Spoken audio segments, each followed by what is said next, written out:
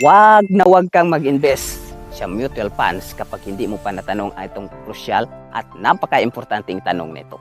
Una po is tanungin mo muna ang mga performance nila 5 to 10 years kung ito ba'y tumaas or ito ba'y bumaba.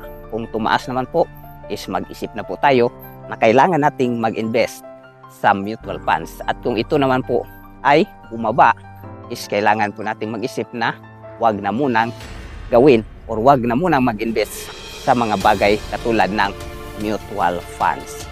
And then, para po makasiguro na ikaw po ay safety na mag-invest sa mutual funds, do your own research. So mag-research ka muna kung ano ba ang mga ratings at performance ng mutual funds na investment na papasukan mo.